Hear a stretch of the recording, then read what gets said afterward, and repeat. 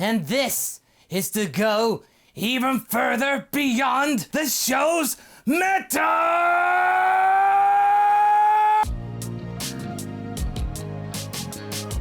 Hey guys, MasakoX here.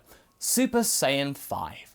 One of the infamous examples of the fandom slowly manipulating itself and our perception of Dragon Ball from back when the internet was relatively small and information was hard to come by. Back then, you could easily shout from your own GeoCities website that what you found from Japan was true and that you had a friend who could say so. What you were about to say was where Dragon Ball was going to go for the future.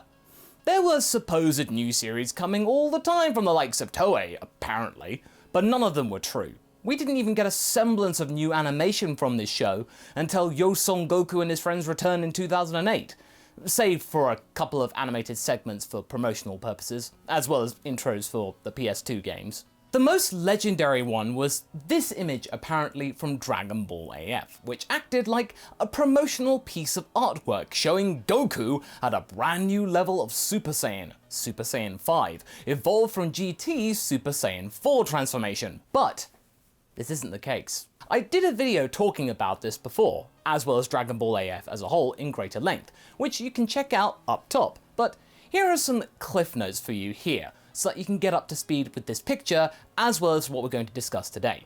I wish to discuss with you how we might rebuild this powerful transformation into something more relevant to modern Dragon Ball, but first, let's get some further context so you get the idea. Put simply, this image is not official. It's not even a Toyotaro or Toyball drawing. It was a piece of fan art of an OC submitted to a Spanish magazine. David Montiel Franco drew his OC Tablos with this power. This is Tablos. He had his own version of AF before Toyball, where Goku wasn't even in the story, and Tablos together with his posse were the main protagonists, yet set in the same dragon world as before.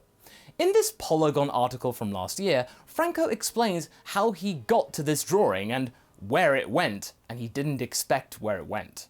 The goal was to innovate the Dragon Ball series by creating new characters, new races, and new enemies taking place in the alternative future of Trunks, where no Z warriors existed. After sending and publishing the image into that magazine, I started to work and study at the University of Alicante, and stopped drawing. These educated fans created a small dissenting voice in the crowd, but most people remained ignorant of truth and falsehood. There's so much to learn about Dragon Ball, and so much misinformation that it can be difficult to tell what's real and what's fake. Ah yes, true words back then and sort of true today. Supposedly, Franco had no clue that his image from a Spanish hobbyist magazine that he submitted to went on to send shockwaves throughout the fandom in the late 90s and early 2000s, just at the time when the biggest wave of new fans for the show came about, myself included. With social media not being a thing other than message boards and chat rooms, Franco's legacy surged its way across the world without him even being aware of it amongst the fandom, and thusly, the prospect of a power beyond GT's 4th Super Saiyan form became an actual thing. And then things got even crazier. You know the jokes, right? Super Saiyan 10, Super Saiyan 15, Super Saiyan over 9000? Okay, I don't think that's real. Yet.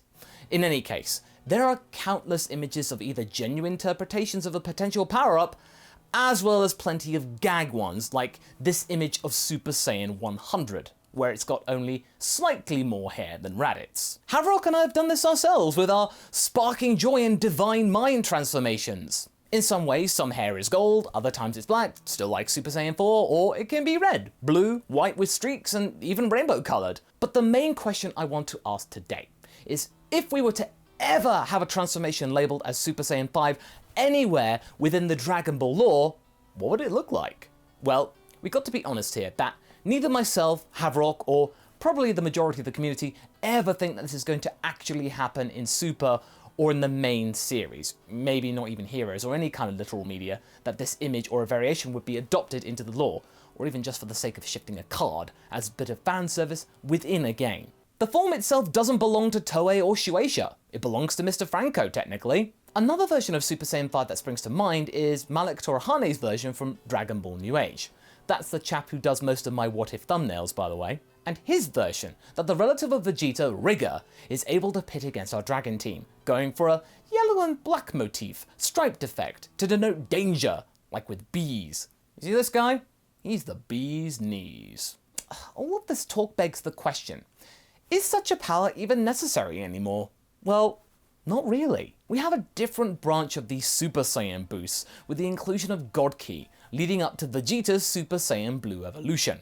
It's a bit of a weird and yet lackluster name and appearance, but we gotta work with what we got here. These powers aren't really all that spectacular looking, but they're there, and a means to power up the characters. It's a bit of a soggy showing really when you look at it. One thing is for sure, fans can be very creative, albeit wacky, but you remember these fan transformations in a way. I suppose the best looking forms to have come out of the Super era of series is the like of Ultra Instinct Omen, not the Silver Mastered one, as well as Broly's wrathful form, before he then got all angry and Super Saiyan-like, as well as over 10 feet tall for some reason. These transformations or techniques were somewhat discreet, but offered clues that this power was big and different from their base forms. It was much more subtle. In my opinion, as well as I can imagine many of you out there, Broly's wrathful power, basically Ozaru without the tail or giant monkey form, is Super's answer to Super Saiyan 4. You get the similar looking eyes, the wild black hair, and the animalistic behaviour, but in the case of Broly, it's amped up even more. Super Saiyan 4, as we knew it, won't show up in the main show. You just have to settle for heroes.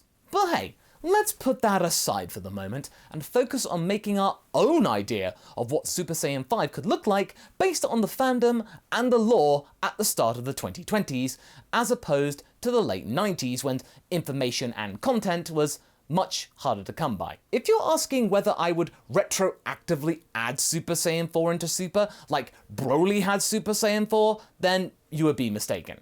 Since Broly's wrathful power is in Super, it's safe to say that GT's most well-received trope will not be making an appearance here. Instead, I would like to submit something as a plot twist for the place where balmy Dragon Ball ideas can make a true home for themselves. Super Dragon Ball Heroes. But wait, Master Co, I thought you said you wouldn't talk about Super Dragon Ball Heroes anymore. Well, that's true, I did say that. But the concept itself and the card game aren't so bad. It's just the implementation of the promo anime I have issue with. Either way, Super Saiyan 4 does exist there, and Xeno Goku knows it as well as Xeno Vegeta. Who's to say we couldn't just up the ante and their powers even more? You see, Super Dragon Ball Heroes does have its fair share of wacky escapades in there, but sometimes I feel like it doesn't push the envelope far enough. With the exception of Super Saiyan 4 Broly, of course. I mean, that was pretty bold, wouldn't you say? Say, for example, you had a situation where few managed to find a way to siphon off the God Ki from Goku, Vegeta, and even the likes of Beerus and Whis, rendering them unable to fight or assist temporarily. You would need to use a power that resorted to good old-fashioned mortal ki. Few wouldn't have thought of that, since the strongest mortal ki that he knew from Saiyans was Super Saiyan 4, and that was the pinnacle at the time, and he'd just think, well, I'm stronger than that. Not so here. Through the power of training and constant time patrolling generating tougher and tougher enemies, Xeno Goku had to push the limits of Super Saiyan 4 ever further, with Xeno Vegeta along for the ride as well. They pop back into the picture when they can sense Fu rearing his purple head again, stop it, and he assumes because of his oh so powerful research that Super Saiyan 4 will be nothing against him. Not even Super Saiyan 4 Vegeta would be able to be effective. But the Xeno pair have something up their sleeves. They power up to Super Saiyan 4, sure, and then go even further, with this boost up to Super Saiyan 5. In the midst of all of this tension, Fu's just too strong, but then boom! This powerful transformation comes into play. The camera pans up to their face, cut to commercial, and sell the ever-loving heck out of these cards for the game. Super Saiyan 5 in our eyes would be something that feels like Super Saiyan 2's equivalent to Super Saiyan 1. Sleeker, more intense, and wilder. Super Saiyan 2 was tougher to remain focused on, but the power it wielded in comparison to the first one was mighty. The red hair would be even more vibrant, richer than the reddish pink of 4, slightly longer hair and sharper, as if it were blood and pure rage on a primal level, because this is the angle that this branch of Super Saiyan past Golden Uzaru is trying to go for, and has been since the days of GT, and the designer of the form, Katsuyoshi Nakatsuru, got his hands on the opportunity to make it. The thought behind that hairstyle was to take it in a different direction than Super Saiyan 3, and make it wild. I made the fur red because it pretty much just seems strong. I place a lot of importance on those sorts of impressions. The idea had been to bring together Uzaru Goku and Super Saiyan Goku. Goku with primal power, that sort of thing. There was no design besides the single final draft. It was just that with the colours, and I also made a gold-haired version. However, I thought that black hair looked better, and decided upon that version. The combination of black and red is a more dynamic colour scheme. So, despite considering a different colour scheme, we wanted to keep with Nakatsuru's vision here, and just amplify it even more. You think Super Saiyan 4 is cool? Then this will be even cooler. With the hair, there'd be slightly less of it, but what is there will be messier and less akin to the larger bangs like with the first and fourth Super Saiyan forms. Super Saiyan 2's bangs were smaller, pointier, and that added to the impact of that form, so I think that should carry over here. As for the aura, well, keep the gold of Super Saiyan, but this time bring back the electrical interference and sparks from Super Saiyan 2, and there's your lot. In terms of mood, like with Super Saiyan 2, it's more restrained in points, more taciturn, but when Goku's on it, there is even less of his normal persona at play here. This Goku would be acting on his primal instinct rather than his persona's instinct, like we see with Ultra Instinct. There's a lot of instinct here. His sense of self is not present here, in terms of guiding his body. So, in a way, you could say that it's a giant monkey form of Ultra Instinct, only relying on the pure rage at heart as well as the anger of a Saiyan's drive for power and battling.